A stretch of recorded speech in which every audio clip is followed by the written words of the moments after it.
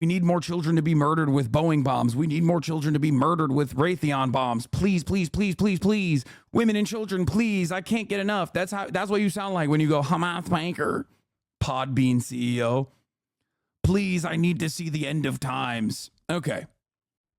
I thought that this was going to be the same exact blueprint that Joe Biden has been presenting, which is a carbon copy of the Hamas proposal since fucking February. Okay? A proposal that Hamas has said yes to before, that Israel reneged on in an effort to go into Rafah, which was supposed to be a red line that Biden had set, a red line that he never enforced. Okay? Israel was like, oh, just kidding. We don't like this deal, actually. That is supposed to be our deal, but we don't like it. Since then, they kept repeating over and over again inside of Israel to their own population that there was no deal. They didn't want the deal at all. And they were basically just lying about this deal being a deal. And they were going to keep pummeling Gaza. And they have. They haven't stopped pummeling Gaza. And they're going to continue pummeling Gaza, right? Problem is, then Israel went and killed Ismail Haniyeh. They assassinated Ismail Haniyeh, who is the leader of the Hamas Politburo. He's the chief of the political bureau of Hamas. He is a foreign diplomat who was the principal negotiator in the hostage release. He was also known to everyone in the region, including the Israelis, as the moderate figure in Hamas. Okay? Israel killed his entire family in Gaza because they're fucking freaks.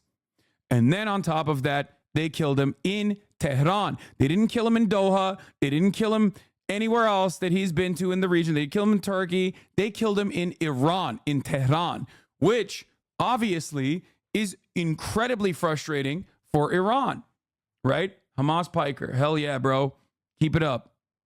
More children, please. Please, I need more children to die. We need more children to be murdered. We need more children to be murdered with Boeing bombs. We need more children to be murdered with Raytheon bombs. Please, please, please, please, please. Women and children, please. I can't get enough. That's what you sound like when you go, Hamas banker, Podbean CEO. Please, I need to see the end of times. Okay. So basically,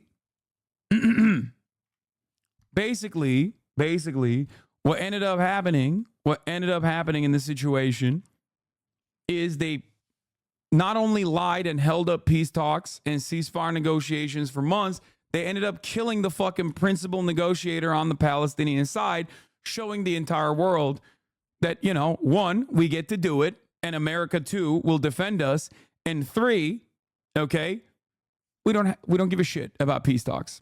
Fuck your peace talks, right?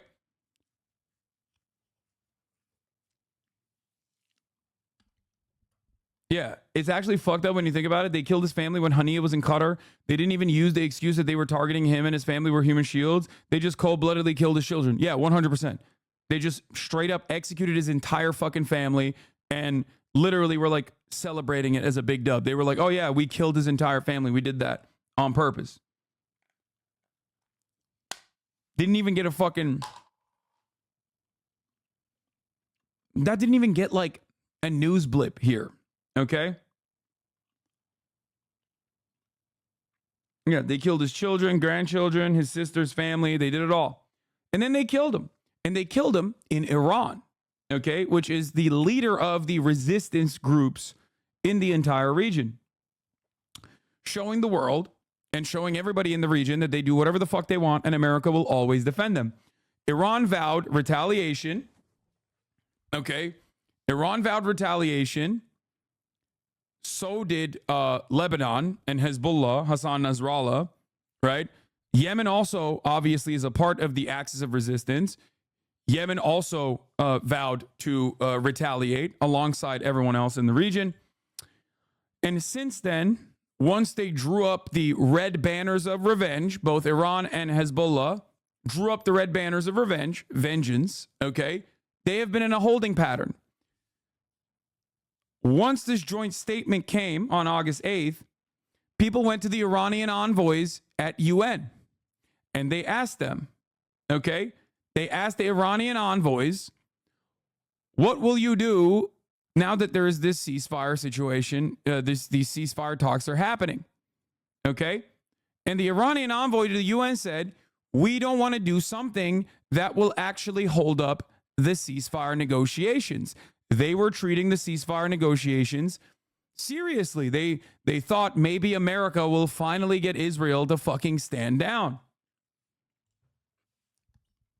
Turns out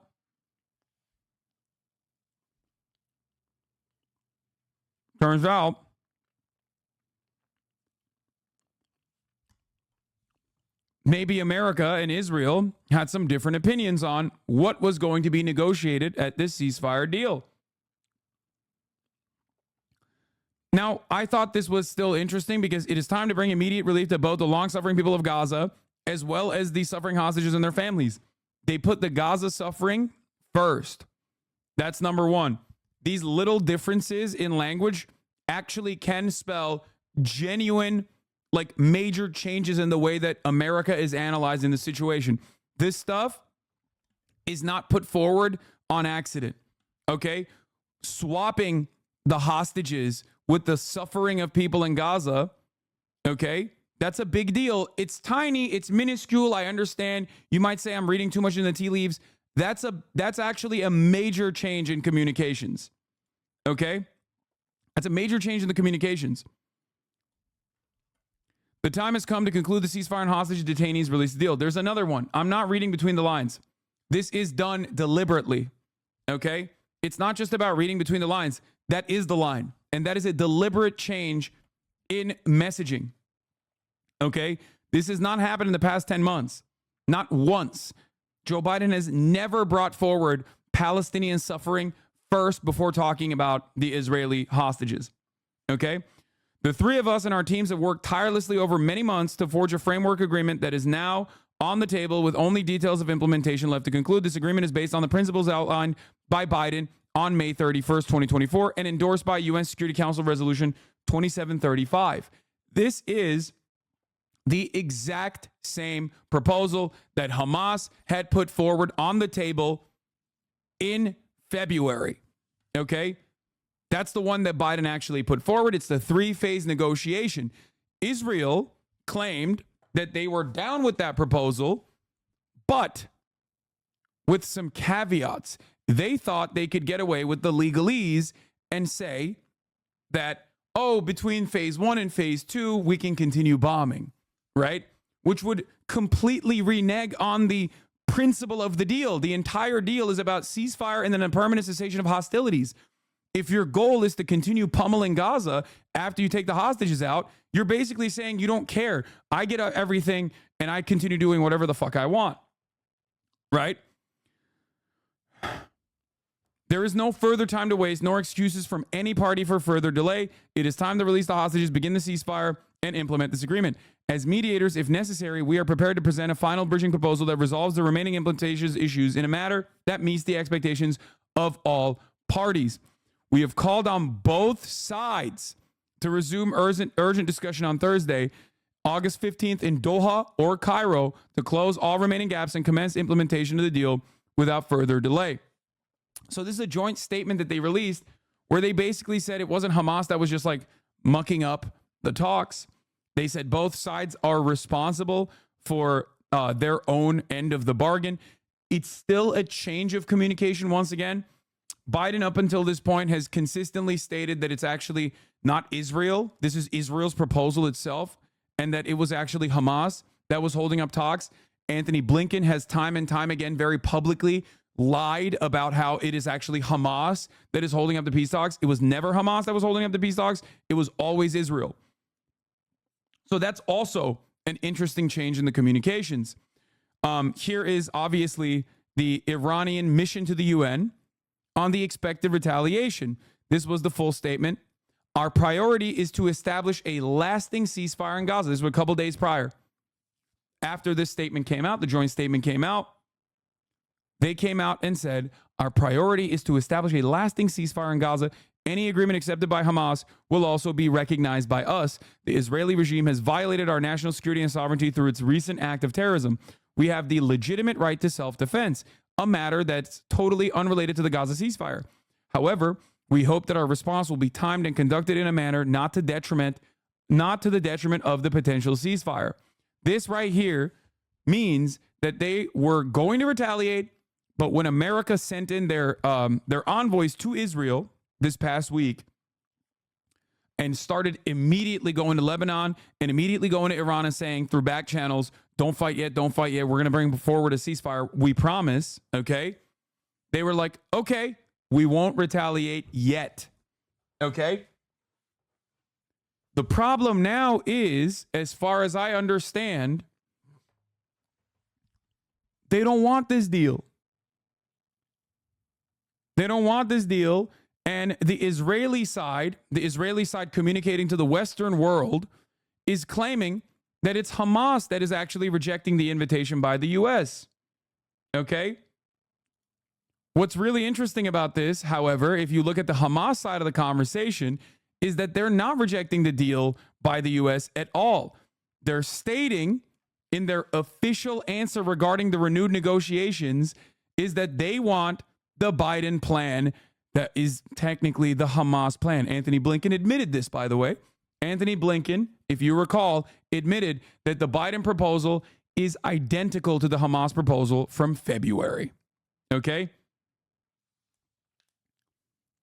Here is a former negotiator, Gershom Baskin, okay, saying part of the official Hamas answer regarding the renewed negotiations. In light of this and out of concern and responsibility towards our people and their interests, the movement calls on the mediators to submit a plan to implement what they presented to the movement and approved on 7/2/2024 based on Biden's vision in the Security Council resolution and to oblige the occupation to do so.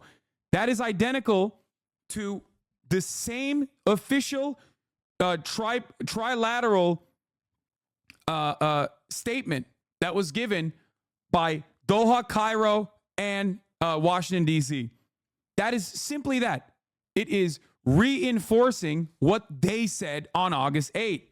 So why is Israeli media reporting it as though, and Israeli media's like foreign PR bureau here, Barak Ravid, because that's what he does. I'm sorry. That is literally what his job is at Axios and at CNN. Why is he reporting it as though Hamas is announcing the rejection? Hamas announced on Sunday that it rejects the invitation by the U.S., Qatar, and Egypt for a final round of negotiations over the Gaza hostage and ceasefire deal planned for Thursday.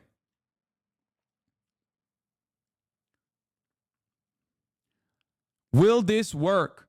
Will American media eat the bait and make it seem as though, yes, Hamas is actually mucking up the deal? But the statement put out that you just read was very clear that based on the August 15 meeting was the plan Biden put forward. What am I missing? They should go and make Israel pull out. This is just now making the media blame Hamas in the West and hurts all momentum. The only reason why they would say that, and from what I understand, they're not saying they are pulling out. They're saying you need to make sure that Israel is on board with the proposal that was put in place by quote unquote Israel and the United States of America. So why is Israel claiming that Hamas is pulling out? A senior Israeli official involved in the negotiations claimed Hamas's statement is a tactical move ahead of a possible attack by Iran and Hezbollah in an attempt to get better terms for the deal. The official added, if Hamas won't come to the table, we will continue decimating their forces in Gaza. That, by the way, means we're just going to keep fucking going balls to the wall and killing more women and children. Okay?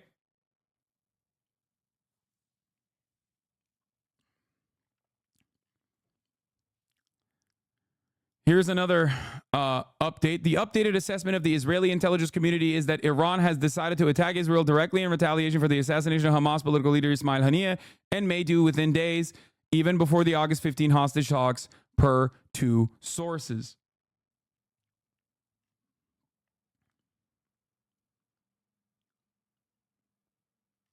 Okay?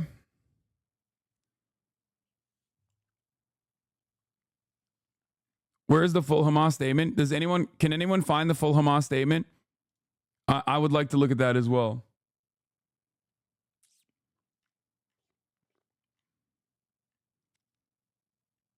I don't know how you do this all day without drinking. I don't know. Also, this is interesting. China supports Iran in defending security, says foreign minister. So here's the thing.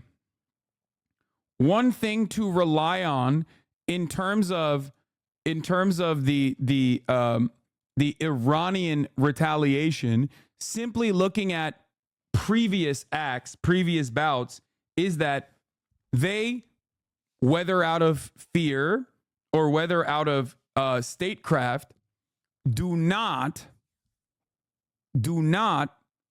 actually demonstrate a gross use of force against America or Israel. Okay? They don't. Historically, they have not. The last round when Israel bombed an Iranian consulate compound in Damascus and the Iranian retaliation was proof of that. Okay? And the Israeli retaliation to the Iranian retaliation was also further proof that Israel, when push comes to shove, does listen to the United States of America. Okay? Because Israel could have gone and like blown up every fucking nuclear reactor if they wanted to. If they really wanted that full-blown smoke, they would have done that. Instead, what did they do? Iran retaliated. Iran retaliated by doing a show of force, and for the first time ever, launching missiles from Iran that went all the way to fucking Israel. Everybody got together and defended Israel, including Jordan, America, all these forces, right? And the only target that they struck was a base in Negev, right? In the desert, a military base in the desert. That was genuinely a very restrained and very limited, albeit a new and unique, first of its kind strike from Iran directly to Israel. Okay? Here's the full statement. Okay, thank you. We'll look at the Middle East Observer. Unfortunately, for Hamas statements, we can't go to mainstream media because no one in mainstream media ever fucking actually covers Hamas statements. So we have to look at WhatsApp channels. I mean, those are official, or Telegram channels where they are officially revealing their side of the story. And the only fucking people that actually cover that are going to be random Twitter accounts and OSINT accounts and whatnot. So this is one of the few instances where I will like look at that as a primary source for those of you who are wondering. Okay? Wonder why? Yeah, because they are barbaric monsters and we cannot treat these people as though they're human beings with like, okay, with ambitions and don't want to be fucking ruthlessly slaughtered. Sources involved in the negotiations from the beginning. Hamas wasn't supposed to participate in the meeting on Thursday, only Israel. What? The U.S., Qatar, and Egypt and the mediators were supposed to... Hamas was never supposed to participate in the meeting on Thursday?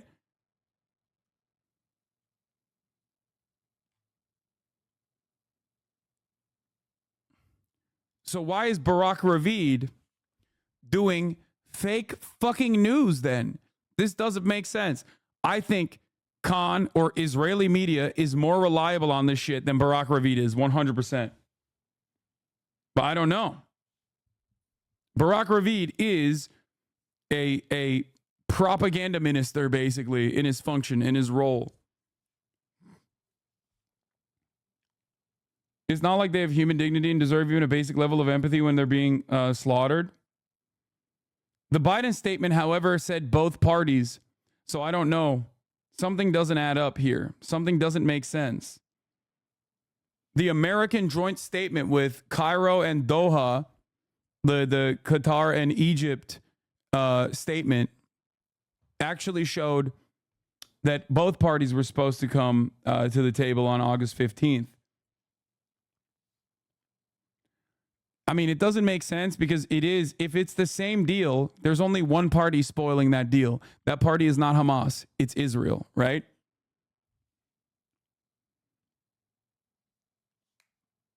So, I don't know. Hold on. Kamala Harris has nothing to do with this. Since the beginning of the aggression, the Islamic resistance movement, hashtag Hamas, has been keen to make. Also, hold on. I'm gonna run the 3-minute ad break right now. By the way, sorry, I'm not doing like a fucking bait or anything. But if you no longer want to see those ads, you already know you can subscribe for $6 or for free with a Twitch Prime. Since the beginning of the aggression, the Islamic resistance movement has been keen to make the efforts of mediating brothers in Egypt and Qatar successful to reach a ceasefire agreement and end the war of genocide against our people, and affirmed its support for any effort to achieve cessation of aggression. Hamas has engaged in several rounds of negotiations and has provided all the necessary flexibility and positivity in order to achieve the goals and interests of our people, stop their bloodshed, and stop the genocide against them in a way that opens the way for a prisoner exchange, relief for our people, the return to this place, and reconstruction of what was destroyed by the aggression. In this context, the movement agreed to the mediator's proposal on May 6, 2024, and welcomed President Biden's announcement on May 31st, 2024, and the UN Security Council Resolution 2735 in this regard. Okay? This is basically a carbon copy of the Hamas proposal from February. Okay?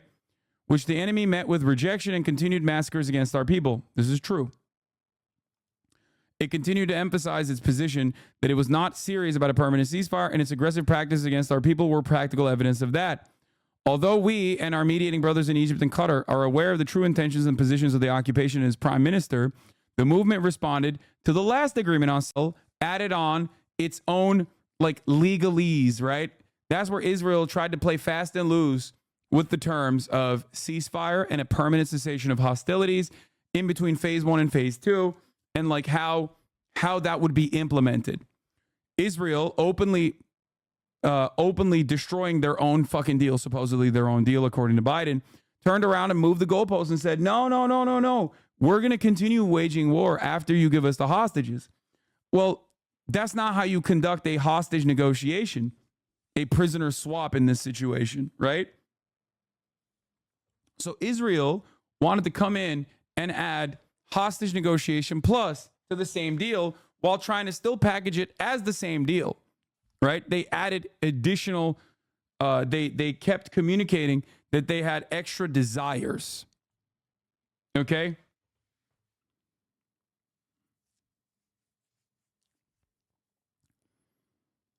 The desires specifically were about the fine print in terms of like what the transition from phase 1 to phase 2 would look like. I covered it extensively at the time. Obviously, Western media did not, and they made it seem like it was Hamas that was actually sullying the deal, even though it was like their fucking deal from February. Okay? But none of that really matters because they also killed the principal negotiator at this point 2 weeks ago or a week ago. I can't even remember. Time is now moving at sometimes a rapid clip.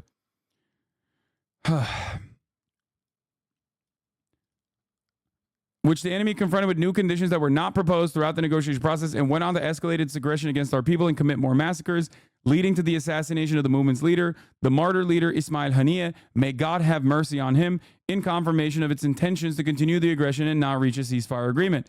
That is a perfectly valid assumption to make. That Israel is not trying to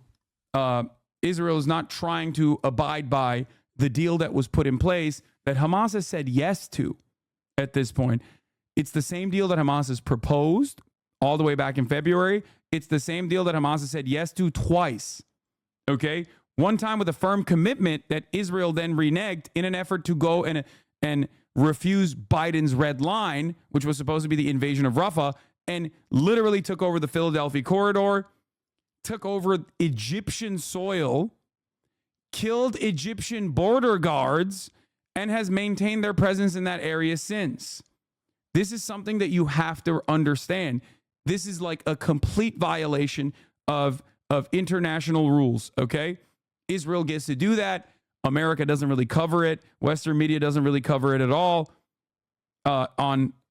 Western media doesn't cover it on equal terms. It's a violation of the Oslo Accords. But then again, so is the permanent annexation of Golan Heights, which is Syrian territory. It is officially Syrian land. And America recognized it under the Trump administration. If you remember, America said at Israel's annexation of Golan Heights, which is Syrian territory, Syrian soil, comprised of Syrians living on Syrian soil, was actually, according to the United States of America, Israeli territory. So,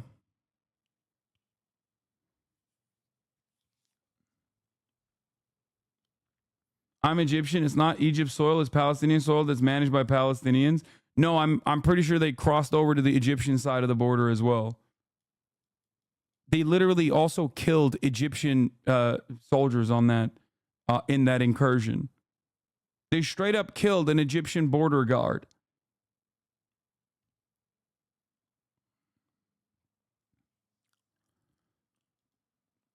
So, even after the announcement of the tripartite statement, the enemy committed a heinous crime and committed a massacre against the displaced people in the Al-Tabi school in the Al-Daraj neighborhood in Gaza while they were performing the dawn prayer on Saturday. That's another big fuck you. Biden, after all of this, released $3.5 billion for Israel and also officially signed off on 6,500 rounds of ammunition shipments to Israel. A couple hours after those decisions were made, Israel bombed a mosque and a school where people were praying. Okay? Which led to the martyrdom then more than 100 civilians and the wounding of more than 250 of those civilians on 8/10/2024. This was conducted with Boeing GBU-39 rockets, okay? American weapons. Israel claimed it was a precise strike.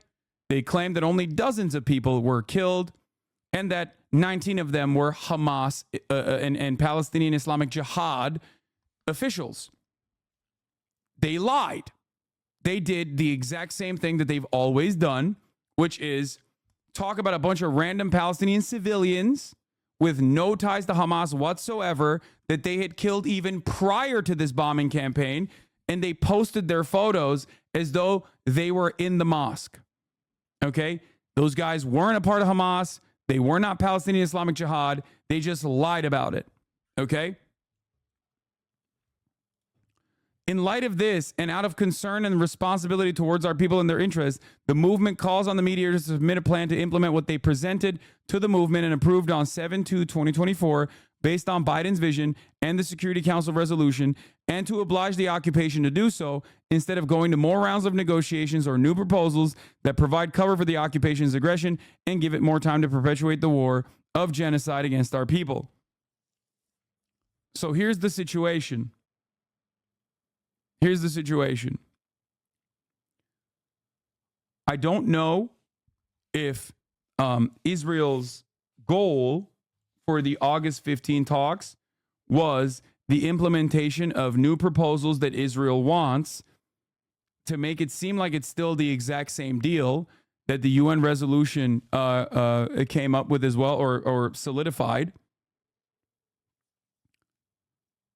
Or it is the actual same proposal, and Hamas is saying, we are reiterating our commitment to a proposal that we have said yes to on multiple occasions. Okay? My suspicion is that Israel is very much so trying to use this next round of talks to hold up the Iranian retaliation and to continue waging war. And it's not my suspicion, it's what I have seen Israel do so far in every round of negotiations, and what I've seen Israel do so as far as 2 days ago. Right? Like yesterday at night on 8/10 when they did this massive massacre. Okay?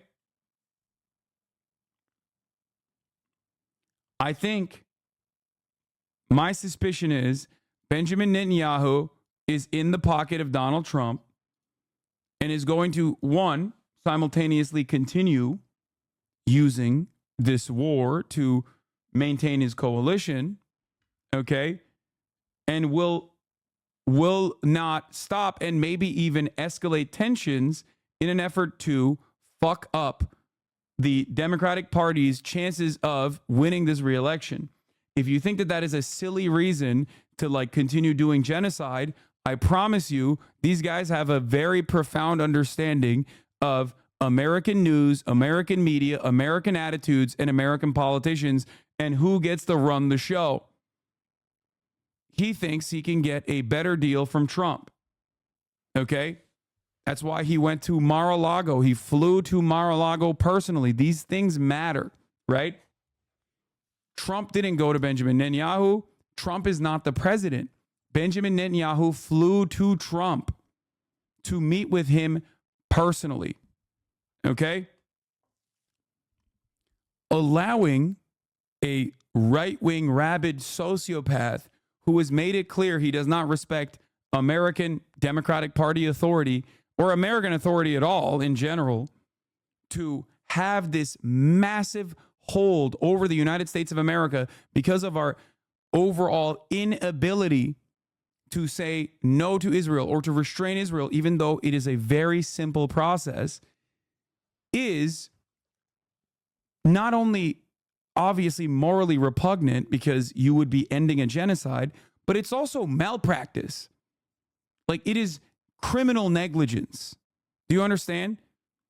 It is criminal negligence. The fact that the Democrats are just leaving that on the table and allowing this fucking nut job to basically dominate American political discourse if he wants to do so in the eve of an election when there is so much goddamn momentum for the Democratic Party. This is why I keep saying they have to nip this. They have to cut this out before August 15th. They have to cut this out in the next 4 fucking days. Okay? That's it.